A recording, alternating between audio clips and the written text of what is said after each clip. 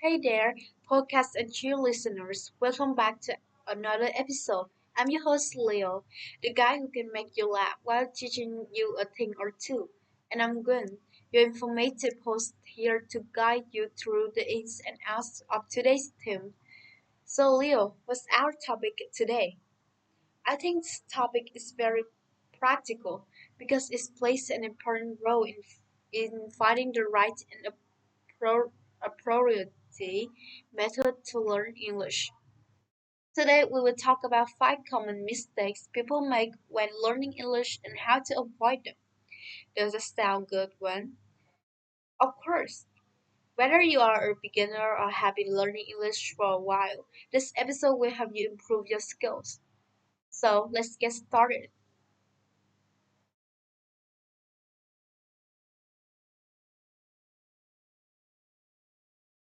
Let's see what the first mistake is.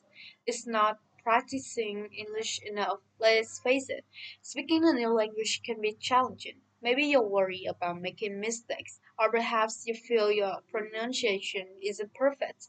But here's the secret. Practicing speaking is key to mastering English. Why is speaking important? Speaking helps you use the words and grammar you learned. It also helps you become more comfortable with the language. When you speak, you practice your pronunciation and learn to listen better. The more you use your English voice, the stronger and more comfortable you become. If you don't practice speaking, it can be hard to talk to people in English. Do you still feel nervous or shy when trying to speak English? Here are some tips to help you feel better about speaking. The first thing is to find a speaking partner. If you have friends, someone who wants to learn to speak English, they can help you to improve and feel more comfortable. You can look for online communities or language exchange apps where you can connect with English learners to practice conversation. Don't worry if practicing like this seems boring and you don't know where to start. Let's role play together to talk about topics closest to you. Pretend you're in different situations, like ordering food at a restaurant or asking for direction. Practice what you would say in these situations. Here's another thing. Have you ever thought about talking to yourself? If you can find a partner to practice speaking, this is also a way for you to practice on your own. Practice speaking simple sentences in front of a mirror. It might feel silly at first, but it's a great way to build confidence and get comfortable with the sound of your English voice. This helps you see your expressions and feel more confident. The next thing is thinking in English. Instead of translating everything from your native language, try to think in English as much as possible.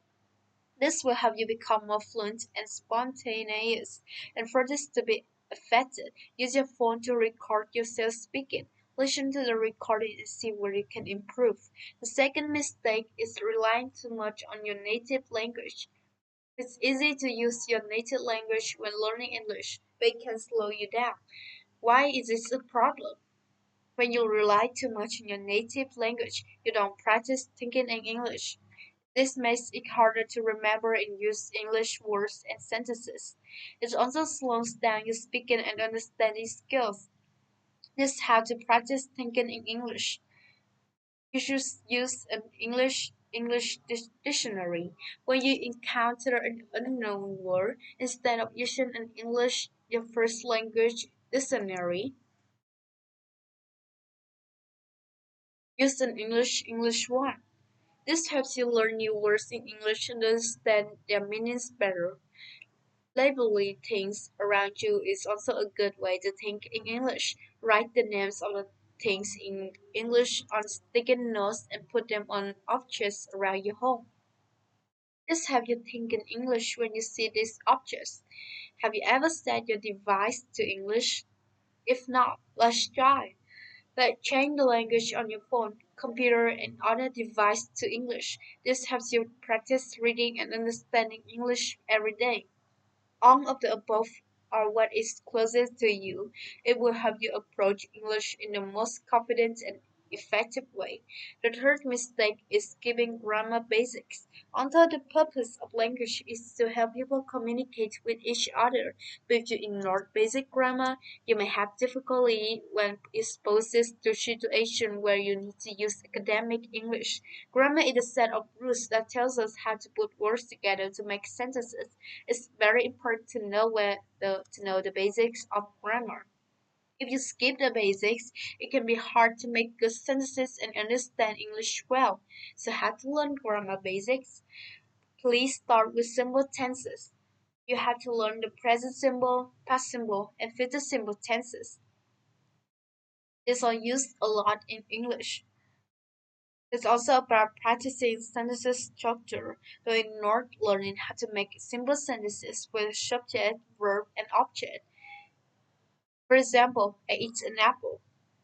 It looks easy, but if you don't understand the grammar well, you will be confused when you encounter sentences with more difficult structures. You can use grammar books and apps. There are many good books and apps that can help you learn grammar. Find one that you like and use it regularly. English Grammar and Used by Raymond Murphy is a good book for beginners. You don't need to download too many apps and not know which one to use.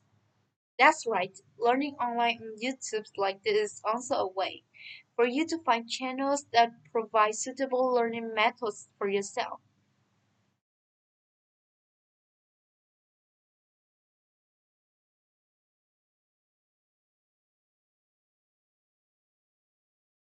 Exchange Defini- definition to give something and receive something else in return. Example, they exchange gifts on their birthdays.